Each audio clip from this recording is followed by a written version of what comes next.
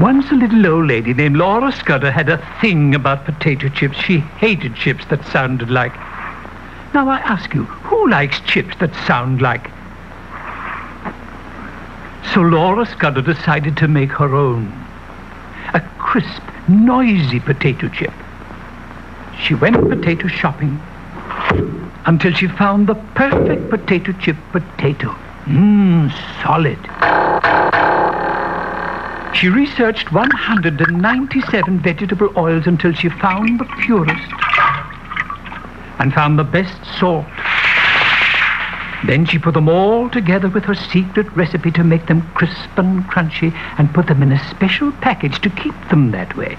And this was the result.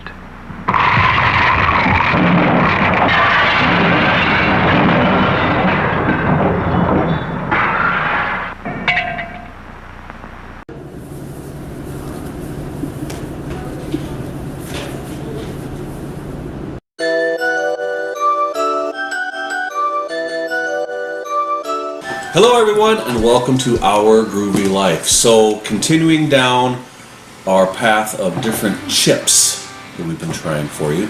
Today we're trying two different ones from Old Vienna here in St. Louis, which is where we are. So they're Red Hot Riplets and they're Old Vienna Red Hot Corn Chips. Okay, so only two chips today, because that's what we were able to find right now for Old Vienna. I don't know that they have other product. Well, I do know that they have other product. I don't know that they have it that's red hot. find that out. I think these are the two they have, so we're just sticking with these two today. And they're really not a taste test against one another because obviously one is a corn chip and one is a riplet. We're just going to try them for you and have See fun. if they're yummy. See if they're yummy. So here we go. I'm pretty sure that Old Vienna just makes like a standard, very tasty chip. Yes. Don't they? Yeah, that's good. Good chips. Okay. Oh, I ripped the bag. Corn chip. What's that? Eat the corn chip first. Let me try some corn chips.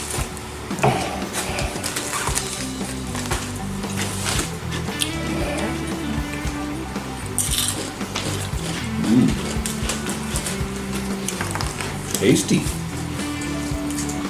These are ones Where's that I the would. hot? There is a different kind of heat. This is one I could use as a dip in like a ranch dressing. It makes them be nice, kind of a nice cooling. Yeah, they're not horribly hot. No, they're not hot. They just have a nice kind of spicy. Those taste like corn chips to me. Was it Fritos?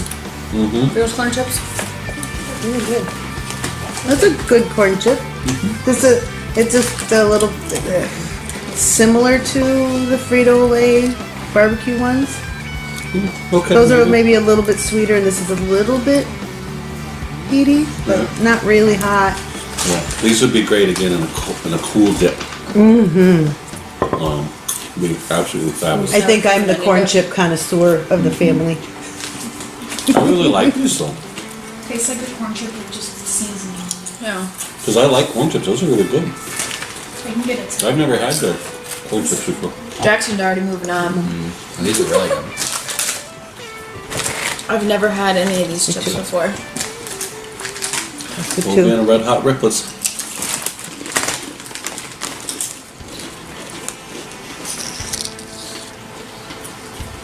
Those ones are just good. Just solid chips. They're less hot than I remember. It's been a long time since I've had these, and I remember them being much hotter as well. They smell funny. They smell funny? How do they smell funny? They smell like they're supposed to, I think. The bag is leaking. Okay. I think they're really good. That's a really good chip. They're sweet. I like it. You just Not too spicy anymore. what was it the other day that we did? We smelled something and went, "Ooh, that smells weird," but it tasted amazing. It's one of the. A lot of the things. I think those smell kind of weird. They taste fabulous. Yeah, I remember, like I said, it's been a while since I've had them. I remember them being spicier. Much spicier than this. Even a few months ago when I had them at work, like they were a lot spicier. You used to take those in your lunchbox when you were like in middle school. Yeah. They're just solid I don't like chips. those ones as much, but I like the corn chips, but they're just kind of... Nothing really stood out that much for me on these ones personally. I know you guys love them, and I know Jackson has always loved these, but... I think they're tasty. Really nice chips. So, short video, but Yeah. hey, Old Vienna, great products. I wish I had, like I said, a nice cool bowl of ranch dip, but I probably don't need a cool bowl of ranch dip, but great products, taste great, and of course, you at Old Vienna already knew that. Look for the Gummy Bear album with lots of music, videos, and extras. Oh, I'm a gummy, gummy, gummy, gummy, gummy. Oh, I'm a gummy bear. Yes, I'm a gummy bear. Oh, I'm a yummy, yummy, funny gummy bear. The most popular potato chips legend goes like this. One day in 1853, the shipping and railroad baron Cornelius Vanderbilt was dining at Mons Lake House. Disappointed by the fried potatoes he had been served, he sent them back to the kitchen, asking for more thinly sliced ones. George Crumb, a famed chef of Native American, a black heritage, took umbrage at the request and in an "I will show him" mood, sliced some potatoes as thin as he could, fried them to a crisp and served them to Vanderbilt. To Crumb's surprise, Vanderbilt loved them and the potato chips was born.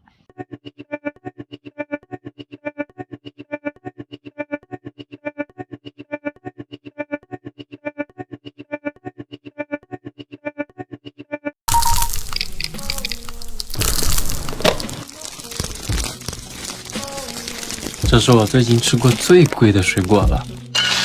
把对象吃不完的薯片敲碎，虾仁剁成虾泥，加入一个鸡蛋、盐、黑胡椒、淀粉，抓拌均匀，捏成爱你的形状，在表面裹上一层薯片碎。根据选的薯片不同，做出来味道也不一样。锅底一层薄油，下锅煎，要煎到像这样子滋啦滋啦冒油的状态。提子打底，倒入满杯的冰块，再加入气泡水。没试过手指柠檬的一定要去试试，真的很像水果中的鱼子酱。煎好的虾饼淋上酱汁，金黄酥脆的薯片包裹着多汁 Q 弹的虾饼，一定要大口吃，贼过瘾。快就给你爱的人吃吧。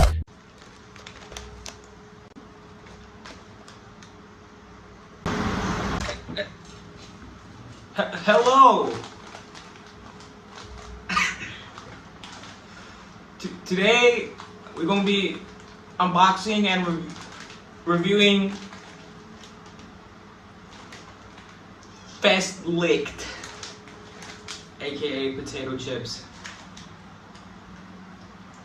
from IKEA.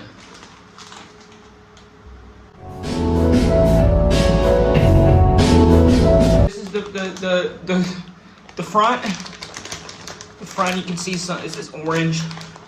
This is potato chips. See some. But yeah, this is chips.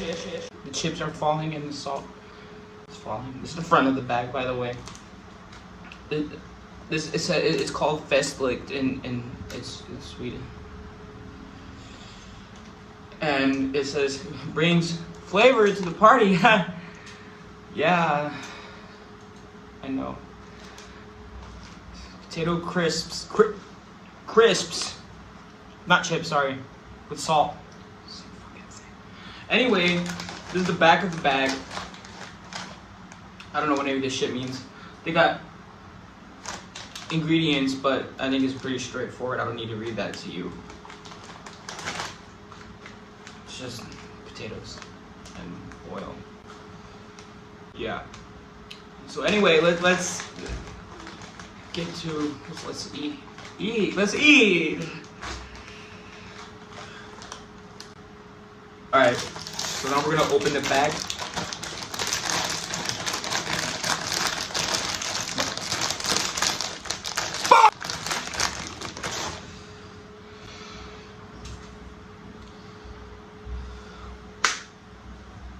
So this bitch won't open.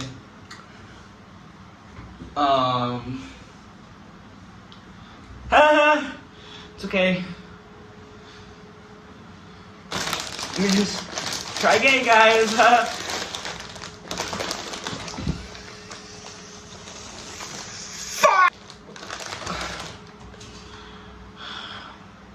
Man, this is a tough bag. I guess I have no choice but to rip it. I didn't want to do that, but here we go. I up already.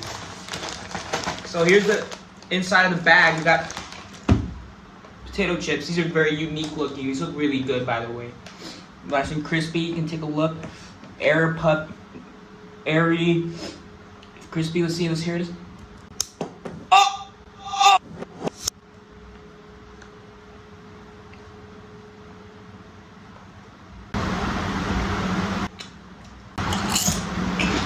Taste test.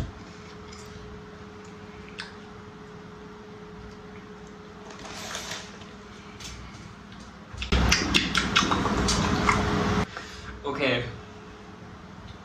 Let me be honest with you. That is really disappointing, considering that how much they cost. It's 150 grams of potato chips. Like, bro, I expected more. I expected something more fancy. Like I mean, I bought it from IKEA. Don't I have to like assemble it or something? I mean, I guess it was difficult enough to open the bag, but you know. And they just taste so plain. I was expecting something more. I mean, you go to the cafeteria, right? You get some Swedish meatballs. That's just fire. Even with the jam, you think it's weird at first, but you gotta try it.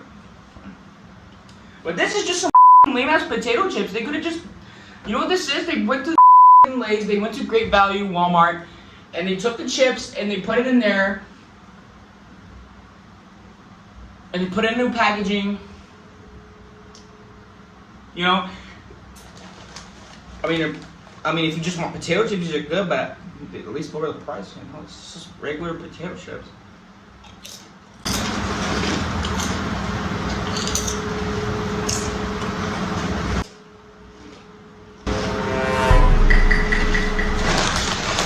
Fish leaked.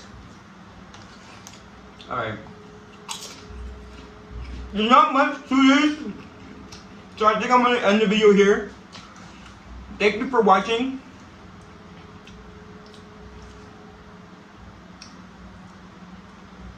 As you can see, I reached a new low.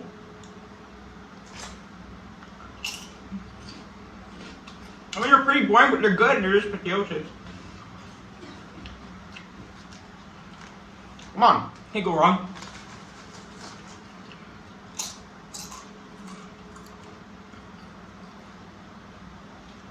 Wait, bye, peace out. Okay, so this is the produce that we're working with today. We have a turnip. I have no idea what this is going to come out like.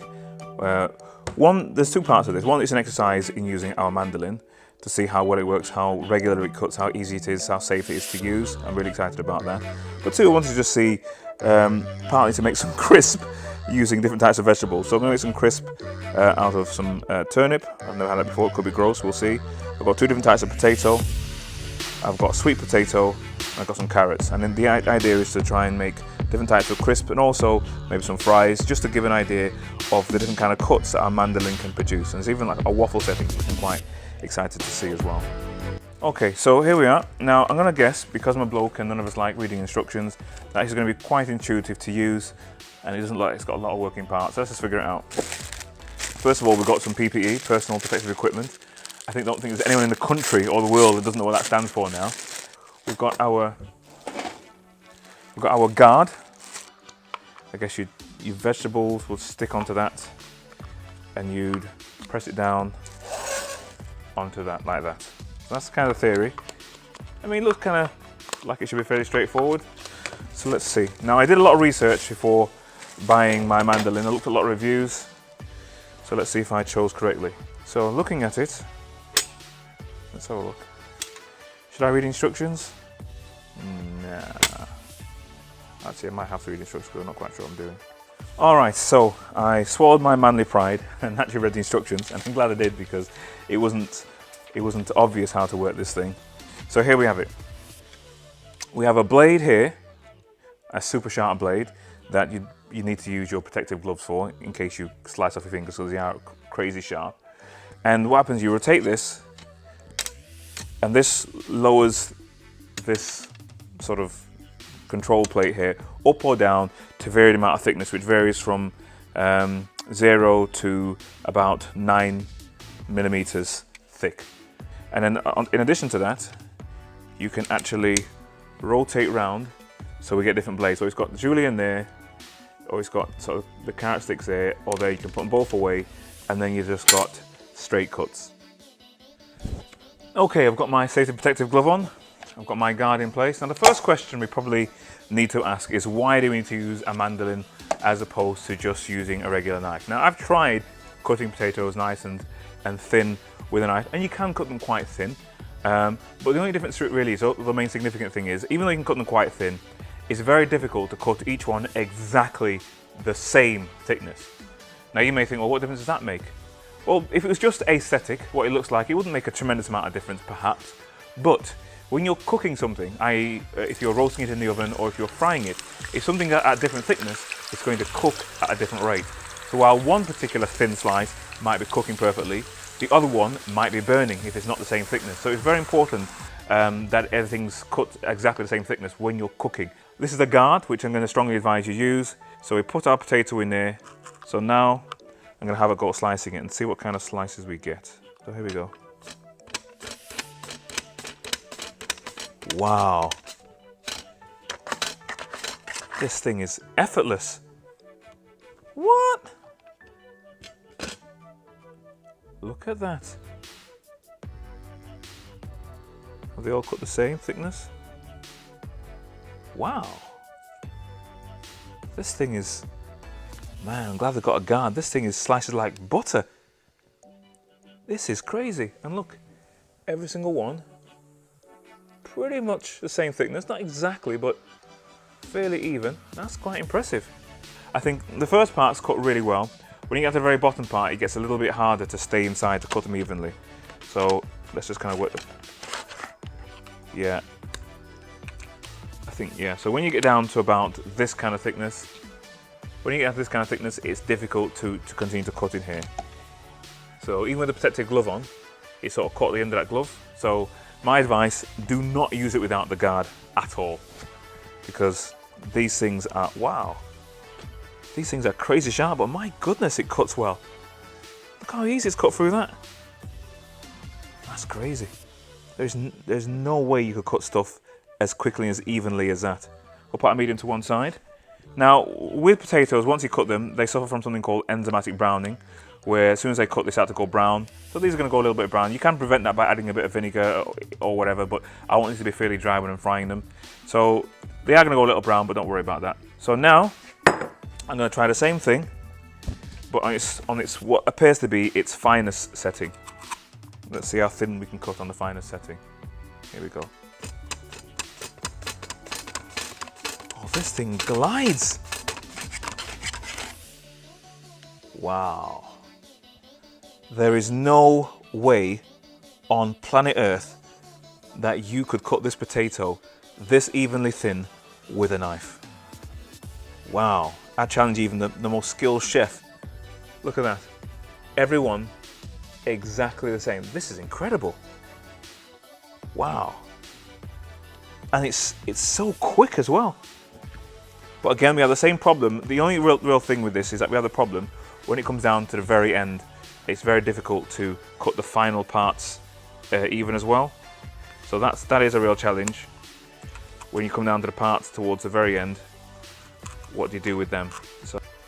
And here's all our different cuts from our mandolin. It's just amazing to see how evenly is cut each one, even in a way which would be really, well, at my skill level, I'm not going to lie, would be virtually impossible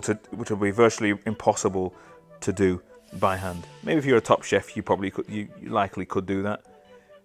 But I mean, even them would struggle because these are all mechanically exactly the same. I mean, look at this. To cut consistently this thin.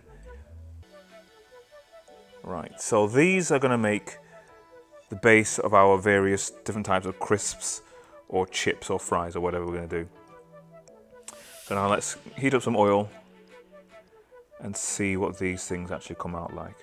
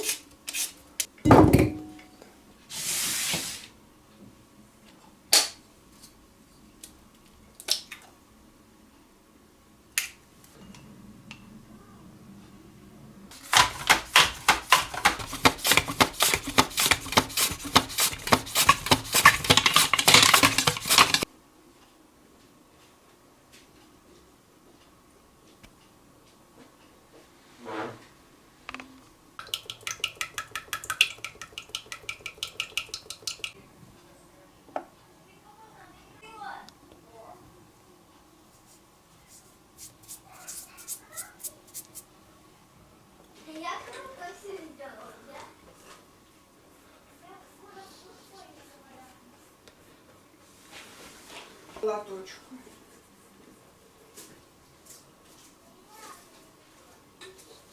Ну что, это демонстрировать должна?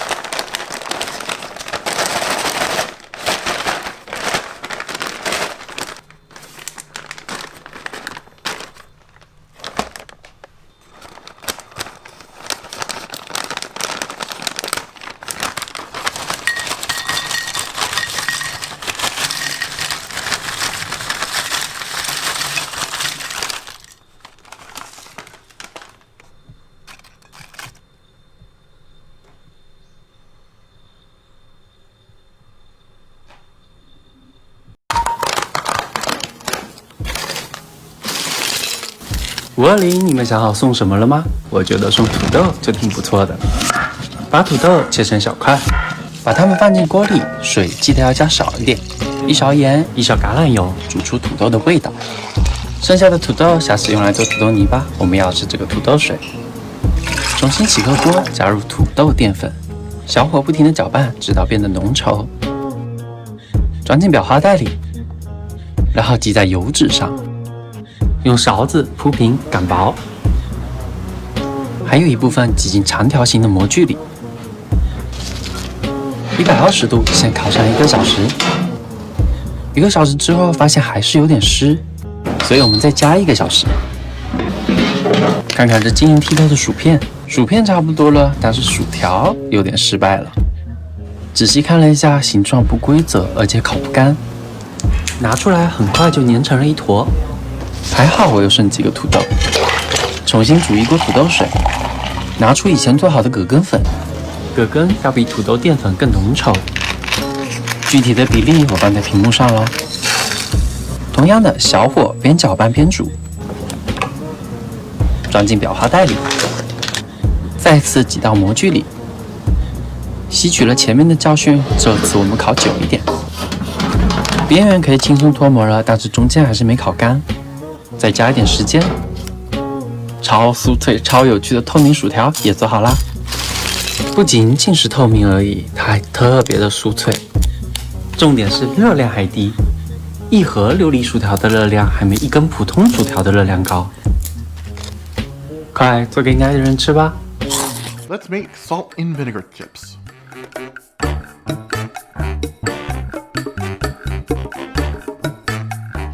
Now to begin, grab yourself 2 russet potatoes and peel them.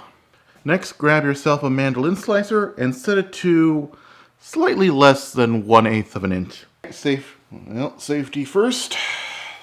And if anyone gives you crap about being overprotective and having to wear a slicing glove, tell them that it's human nature. Alright, once our chips are sliced and diced, dump them in a bowl full of cold water, and let these soak for an hour.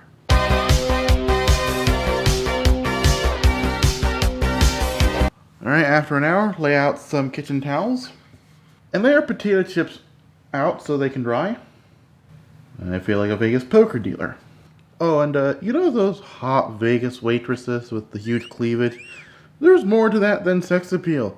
They want you to get distracted so it's harder for you to count cards. What does this have to do with potato chips? Nothing. I just wanted to put boobs in my video. Place another towel on top of it. Pat it dry. And start again with a new batch. Alright, once our potato slices are nice and dry, it's time to move to the stove.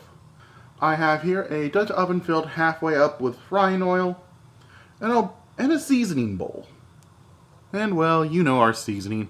Salt and vinegar. Now, you can use regular vinegar, but I highly recommend malt vinegar. It has this extra savory depth to it that regular vinegar just doesn't possess. Put some in a spray bottle for easy application. Now, we want the temperature to come up to 375. Did you try to flee Afghanistan by clinging to the wings of a US carrier jet? The number you're looking for is 185 degrees Celsius. Okay, alright, once it comes up to temp, add in a handful of our chips.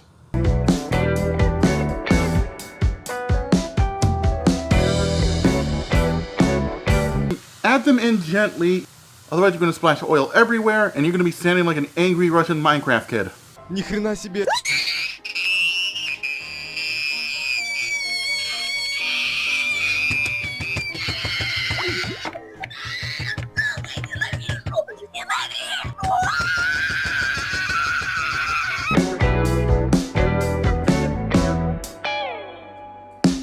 Okay, once they're golden brown like this, take them out of the fryer. Toss them into our seasoning bowl. Spray them with vinegar. Toss in some salt. Give everything a nice shake. And place them on a paper towel lined cooling sheet. Just like that, our briny and acidic potato chips are ready to go.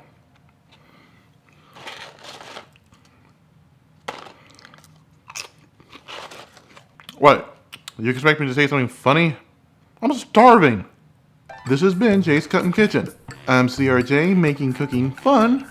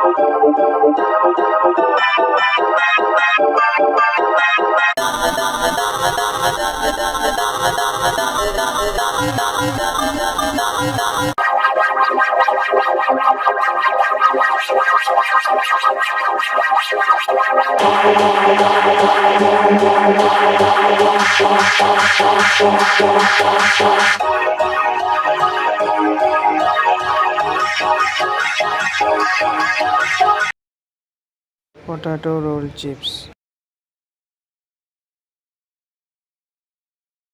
Crispy and unique chips. Potato chips. Double crispy fried potatoes. Aloo roll chips. Tea time snacks.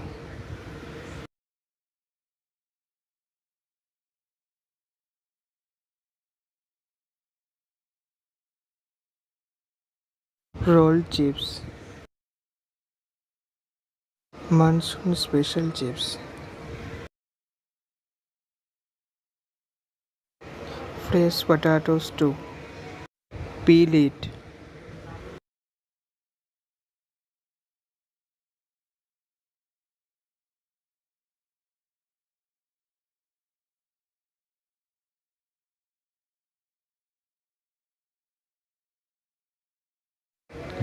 Thin slice.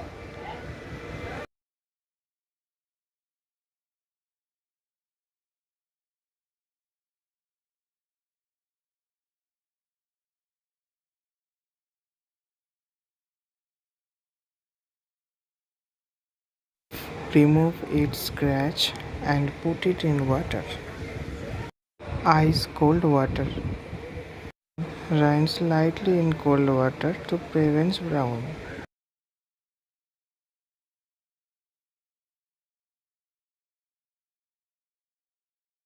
Then drain.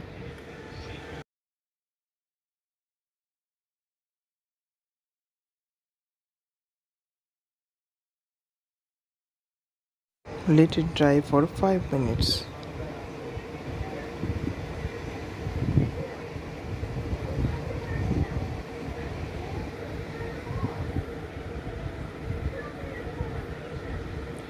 Take 2 potato slices. Spread corn flour evenly.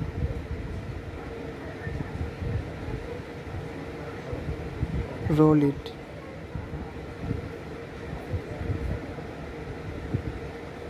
Use tool picks to hold proper.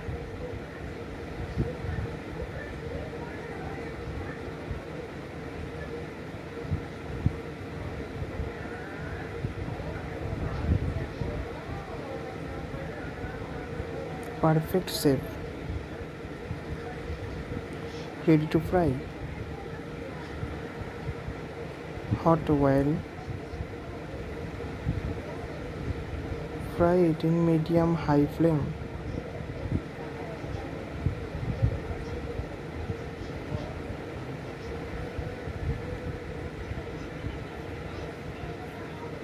Flip it. Fry it until it becomes crispy. Potato chips.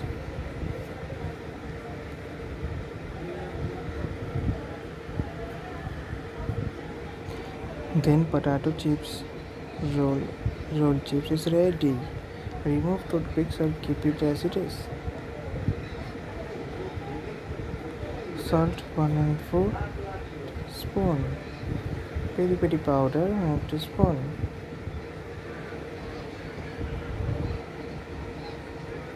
Chili flakes 1 pinch. Coriander leaves. According to your taste, you can use any masala. Mix.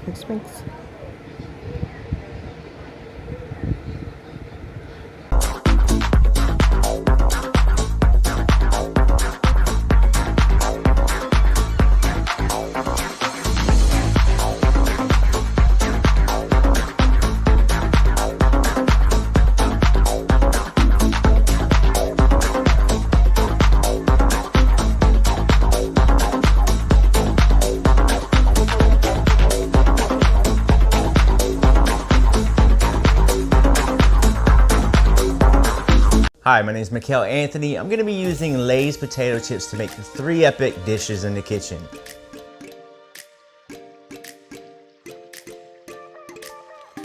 I want to make some epic mac and cheese balls, so I used Lay's sour cream and cheddar to coat the exterior and then fried them. They were absolutely fire.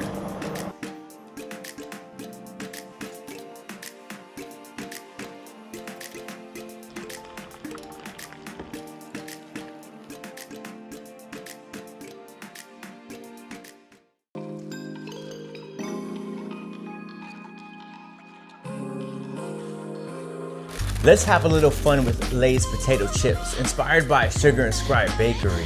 I wanted to put Lay's potato chips in my chocolate chip cookies. It was absolutely delicious. Sweet, savory, salty, and you know I had to finish with a little bit of flaky salt.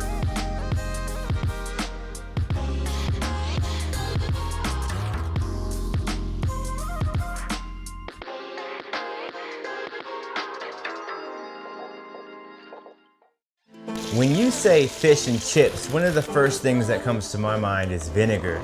So I took Lay's salt and vinegar chips and used that in the batter to fry my fish. Why not? Even though the original flavor didn't come through after frying, the flavor profile overall was still really good. Thank you for watching. My name is Mikhail Anthony.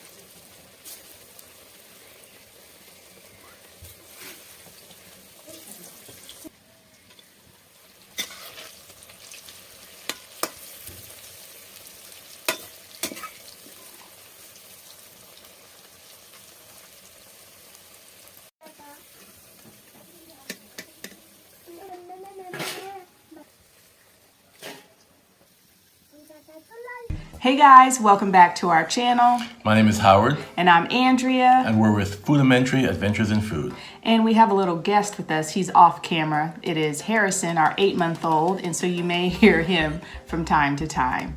But we are here today with a taste test. Lay's Flavor Icons. So I'm usually disappointed by these flavored chips. I look forward to them. I like the different flavors, but I'm disappointed. Always disappointed when I get them. Why? They don't taste like they think they should.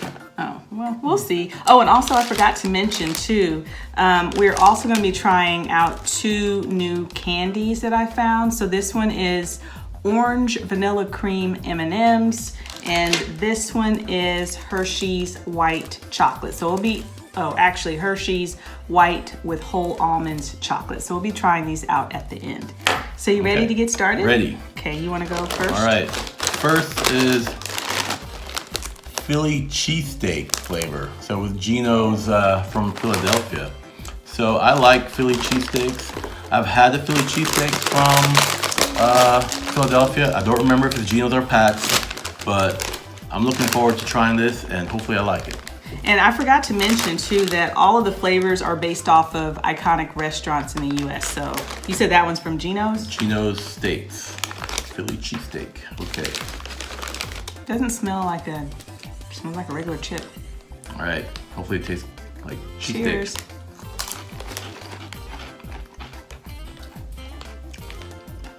Yeah, see, I'm disappointed already. I taste cheese. I taste cheese. That's about it. A mild flavor though. See, when I see these flavored stuff, I'm looking forward for a burst of flavor. Well, you may be disappointed then. Oh yes. But I mean, I taste cheese. What do you taste? So I do taste kind of like a cheesesteak, a Philly cheesesteak. Like a. But it's very mild. Like I taste kind of like a meat flavor in the background. Like there's some seasoning in there that tastes like meat, but I taste more cheese than meat flavor. But if you ever had a Philly cheesesteak, would you say this is a chili cheesesteak? Philly cheesesteak? No. Yes, hard for me to say. Okay. All right, so this one, ooh, okay, so this is New York style pizza from Grimaldi's. I just discovered Grimaldi's about a year ago and I love that place. It's probably my favorite pizza place now. So I know we like the margarita pizza. Which is what's on the picture here, is their famous margarita pizza. Easy for me to say. Yes, just like Philly cheesesteak. Yes. So, here they are. Better taste good. So these are definitely more red, like tomato colored. Yeah, I don't smell anything either. But I see flakes of like green stuff on there, like it's the basil and stuff like that. Let's see how it tastes. Here we go. That was Harrison sneezing. It tastes crunchy. It tastes, I taste tomato. I do taste tomato. Mm-hmm. It tastes kind of sour, like vinegary. It does not taste like pizza. Yeah, but see, you've had the Grimaldi's pizza and you're disappointed? Well, yeah, because this doesn't taste like Domino's pizza. It doesn't taste like pizza at all. It tastes like just tomato and like a very bitter, vinegary tomato. I don't care for this at all, so. Oh, sorry. Okay, your turn. Okay, up next, Carnitas street taco from El Torito. So I've never had El Torito street taco, but I like carnitas. Yeah. So carnitas are pork. Yes. Yes, pork tacos or pork. Oh, so these are wavy. Oh, smell. Yeah, these smell different. Yeah, these actually have some kind of scent. Cheers. Cheers.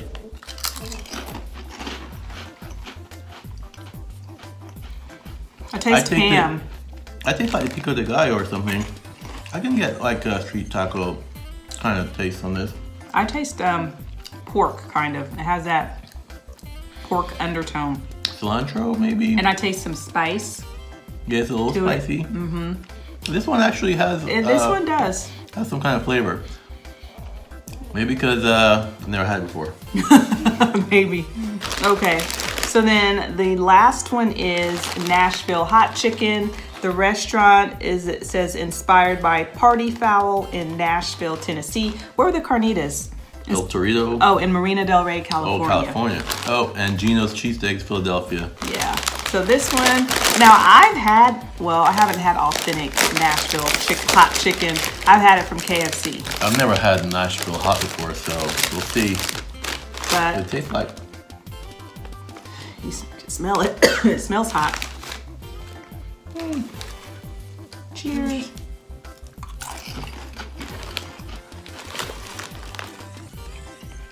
All right, so I get a little spice back there. You get some cayenne or something. This is spicy. Now, it's not like Doritos Flamin' Hot spicy. It's not like that. I mean, if I had to compare it to another chip. But where's the chicken? I don't taste chicken, I just taste hot. Yeah, see? So, out of the 4 chips, which would you say is your favorite?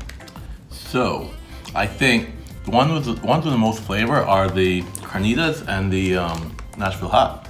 Mm-hmm. The Philly cheesesteak didn't taste much, and the other one, The pizza. yeah. So, which one is your favorite? I think I'm getting some Nashville hot here. Maybe the Nashville hot. Nashville hot? Okay. I would say probably for me, it'd be the carnita street taco and then the Nashville hot. Mm-hmm. Yeah. So not bad at all. But again, I'm disappointed in the flavors. Well, yeah. I would agree.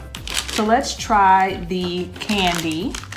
So the candy is M&M's, orange vanilla cream, and I'm not a big creamsicle orange vanilla cream person. I mean, what about you? Neither am I, but it sounds interesting. Yeah, so we'll see here. Oh, they have 2 different colors in there.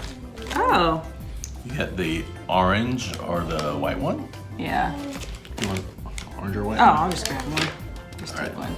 And they're bigger than a plain M&M, and they're smaller than a peanut M&M. They're probably like the flavored ones that they have out now, like the brownie fudge, stuff like that. So they're about that size. I got a big one and a not so big one. They're not perfectly round though. They're kind of misshapen a little bit. All right, you think the orange one tastes like orange and the other one tastes like white chocolate? I didn't think about that. I think they're all the same. Let's see.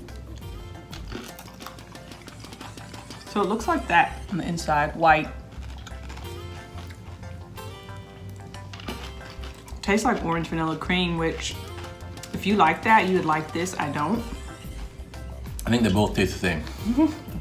The colors. No. Do you like it? Not bad. I don't mind orange creamsicle. See, and I don't like orange creamsicle at all. Okay, so we're gonna try out the white chocolate almond Hershey. I do like white chocolate and I do like almonds, so.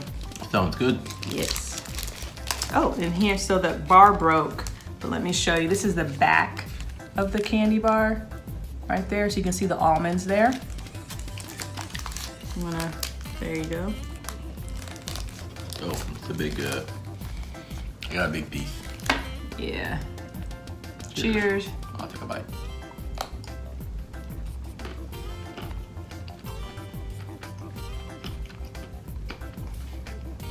Not that great. Very mild flavor. Very mild and dry. It's not like a creamy white chocolate. No, not at all. What is that? Oh, that's It's the almond? Almond. Why is the almond so, is it burnt? I don't know. It looks like a very dark looking almond.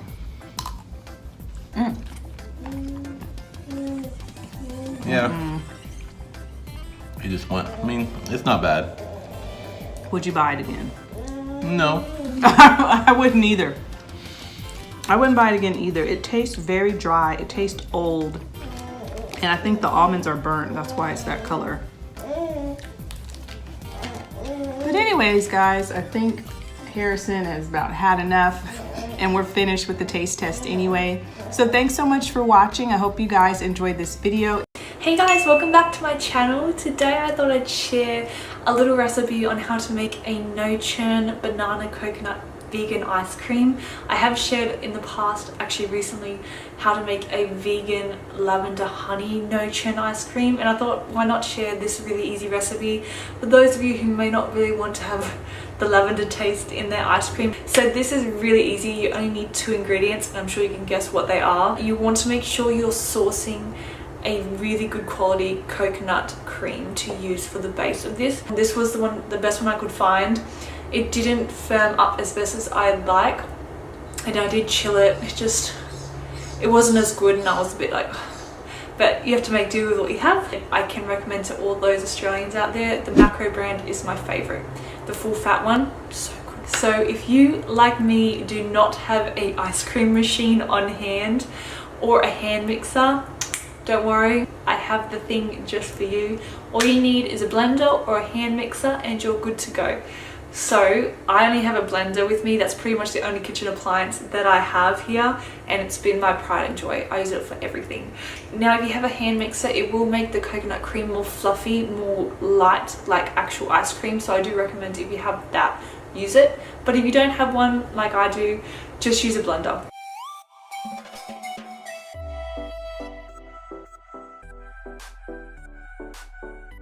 So all you're going to need today is 4 to 5 frozen bananas that you've peeled and chopped into 1 to 2 inch pieces. This just helps to make it easier to blend later on. Then you want 2 14-ounce cans of coconut cream or full fat coconut milk that's been chilled overnight in the fridge. This is important because this will help create more of the cream in the coconut milk or coconut cream for you to use in your ice cream. So to make this no churn banana coconut ice cream, all you're going to do to start with is just, without tipping the full content of the cans into a high-speed blender or chilled mixing bowl, scoop out the coconut cream from the top or the coconut milk if you're using that, and reserve the clear liquid for other recipes. You can use it in things like smoothies, shakes, juices, and baking and things like that. Then you want to blend this cream until smooth and creamy if you're using a blender, or whip it until creamy and smooth if you're using a hand mixer. Then you want to add in the frozen bananas and blend until smooth and creamy. Then transfer this mixture to a freezer safe container and cover loosely with a towel. This will help prevent an icy layer forming over the top. And you want to let it freeze for 2 to 3 hours or until firm. Remove it from the freezer at least 20 minutes before you're going to be scooping it out, and use a scoop that's been warmed under hot water to help make the ice cream easier to scoop out.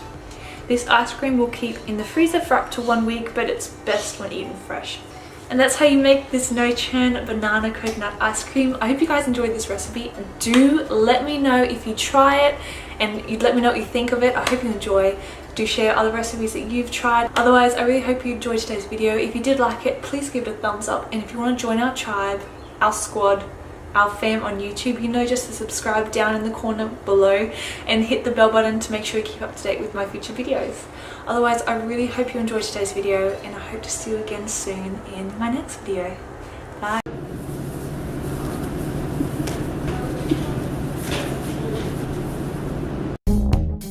Hi, my name is Andrea with Foodimentary Adventures in Food, and today I'm sharing a simple and tasty recipe for ice cream sandwich cake. So let me show you what you'll need. You're going to need some ice cream sandwiches. I'm using the traditional ice cream sandwich, but if you prefer, you can use strawberry, you can use Neapolitan, whichever sandwich you'd prefer.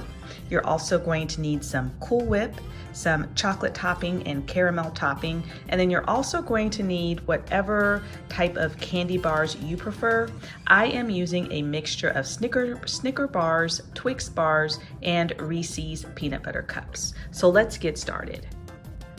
Okay, we're gonna start off by preparing our ice cream sandwiches. One thing I wanted to share with you all, this is on the bottom of my cutting board. I have this little bottle gripper. You know, you use it to open up your bottles.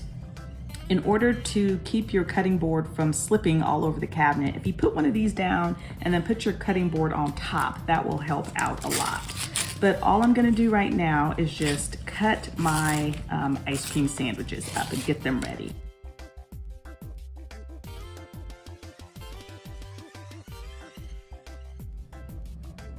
Okay, so I've got my ice cream sandwiches unwrapped and ready to go. I've got a loaf pan here that I have lined with parchment paper. A little tip I like to share is to use clips on your pan to hold your parchment paper in place so that it's not sliding everywhere. So I'm probably gonna try to put about 4 ice cream sandwiches on the bottom. So I've got one in right here, another one right here. And depending on the size of your pan, you may have to cut your ice cream sandwiches in half. I think I'm gonna be able to squeeze it right down there, just like that. And squeeze the other one in as well. And yes, your hands are gonna get messy. Okay, so I've got that in. And now you're just gonna put a layer of whipped topping down. And then you're just gonna repeat those layers. Now, of course, you could do this in a larger pan. Like if you have a 9 by 13, that's fine. Of course, you're just gonna need more topping and more sandwiches. But it'll work in any size pan.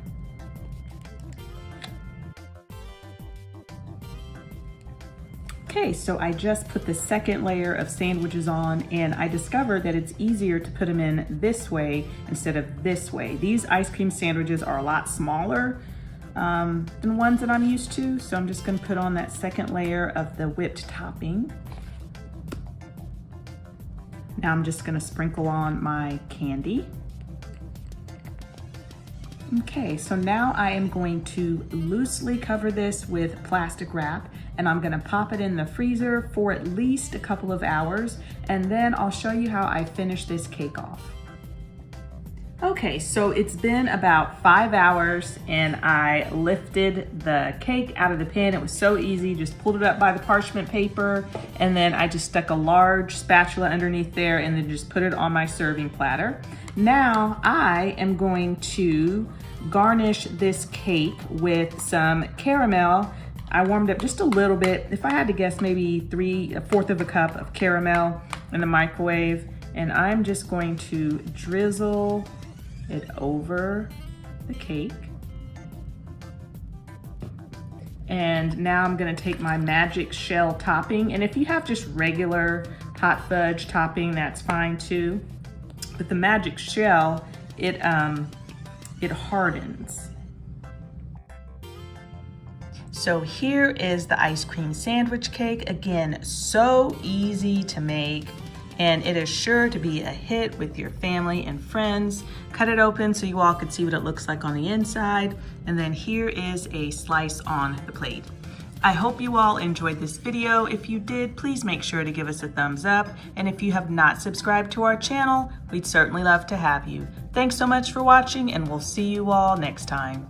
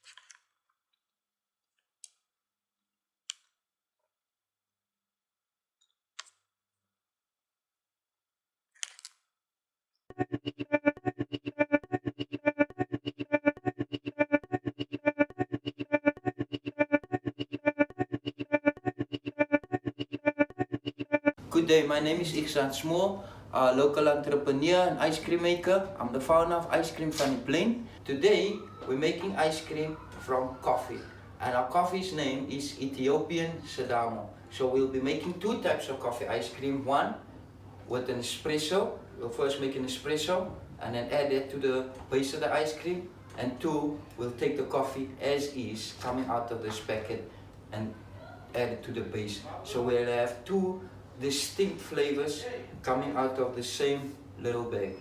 Our ingredients is really simple. Consists 230 ml sweetener, then we have 500 ml cream, and then we have 3 tablespoons Ethiopian Sedamo coffee. So our first process, we'll add our cream to our mixer. So in goes our sweetener. So a lot of people, they like coffee, but as you all know it, we are in summer. So how about coming to a coffee shop and you want to have some coffee, but it's a hot day and you want to have something nice. So in terms of giving you a hot coffee, we would want to introduce you to a nice coffee ice cream. That is the one version, and the other version is we'll get the coffee ice cream with cookies inside. So it's coming to a shop having a cookie and a coffee in one ice cream tub. So as you can see, I've added my ingredients. Here we go. This is the main ingredient, and this is what's gonna turn this thing into something magical. Now we leave it to the machine to do the work. Time it for 3 minutes.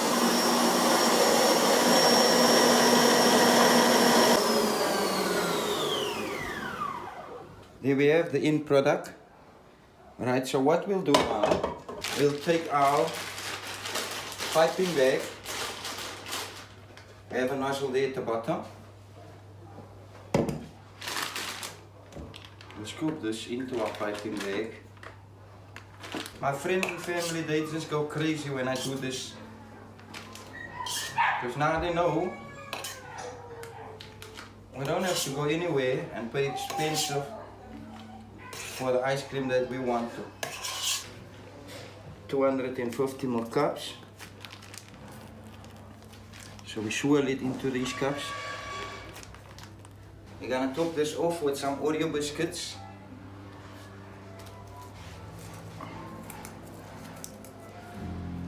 For our next one, we'll do the espresso ice cream. It's made out of the same coffee as you can see, the Ethiopian Sedamo. Our first one, we took the ground coffee as the powder and added it into our base of the ice cream, and that's the texture and flavor you'll get there. For the next one, we made espresso. So we'll take the espresso and add it to the ice cream to give you the espresso ice cream. Add 500 ml milk, we add a cup of sweetener, and then we'll add our secret ingredient. Last of all, the star of the show. That's a really deep flavor. I'm gonna add half a cup. Ready? And we start mixing for 3 minutes. Okay, so our espresso one is done. So this is basically the espresso ice cream that we now piping into our 250 ml cups. So our next one we'll make is espresso with some Oreo cookies inside, just to give it a nice bite and a crunch that we also love. Okay, here we go. Add that inside. Here we go.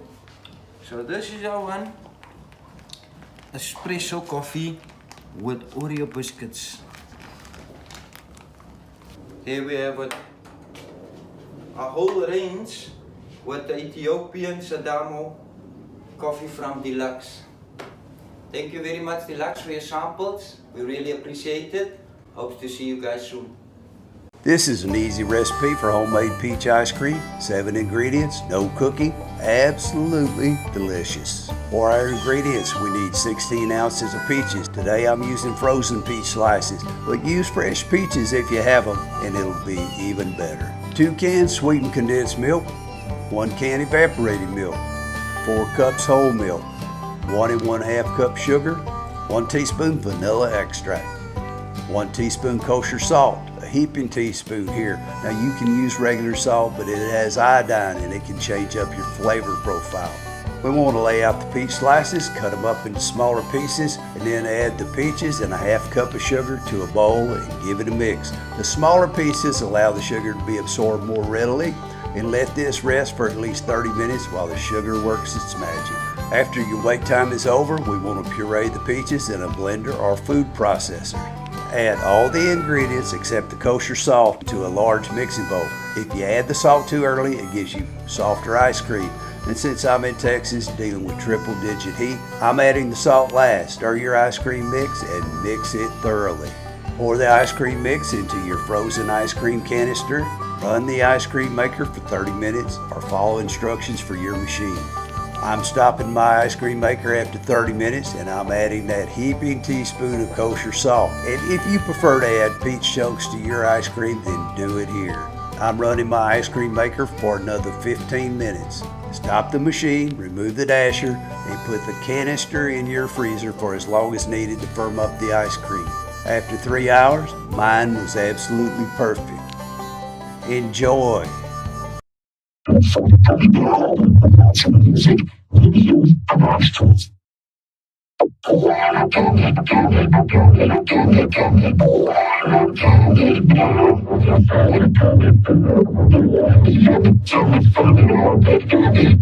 peeps, Jess here, and today we're trying out Viennetta. I remember this being on TV and going, oh, it was like that just out of reach premium ice cream, and now it's here, and I've read the ingredients, and I'm scared. The fact that it has all this chocolate and cocoa in the image, but then the ingredients say less than 2% cocoa in this box here. What is this gonna taste like? Is this just gonna be pure sugar? I think it's gonna be pure sugar with like a cocoa note. Fingers crossed it at least looks nice. Off the main block, this doesn't look like much. Mind you, it looked really cool when I pulled it out. A little dented, but still really neat. When you have the full Viennetta cake, you have these really cool ribbons of ice cream and the thin chocolate layers. And now I understand why I've looked at the gourmet recipes that people have tried to do, why those recipes have these very thin chocolate layers here.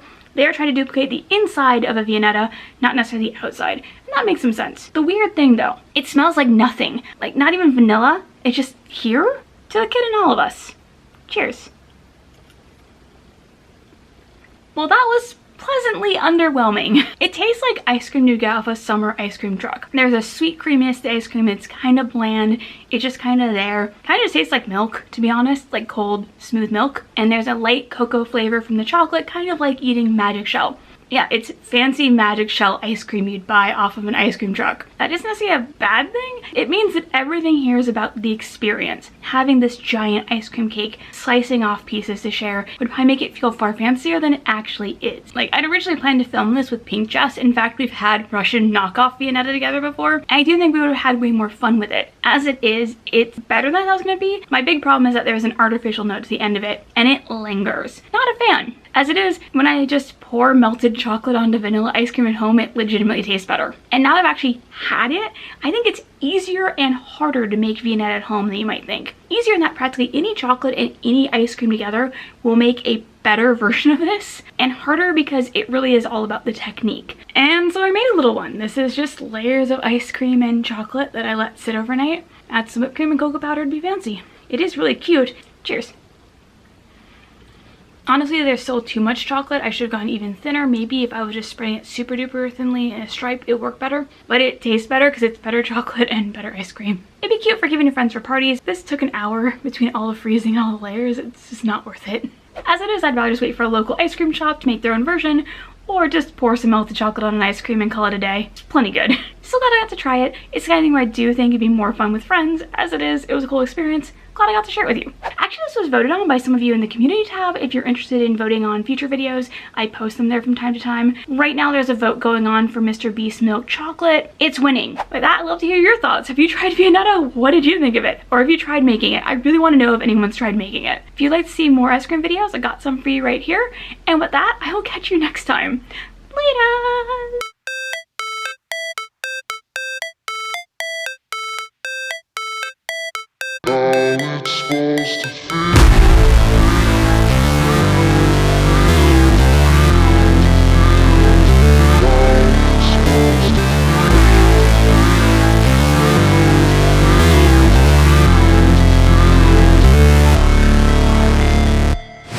Never break, always fight, never quit, do it right, play the game, win it life, have no shame, there's no time, feel the pain, live the grind, I could change, in my mind, pick a lane, commit and climb, the only way to win it life, I never miss, that's fact, taking big swings, bitch, hand me the bat, put me in the ring, you'll go out in a bag, cause I sing what I mean and I bring it to the mad light, ain't got time to kill, I got time to feel, I took the red pill, I know life's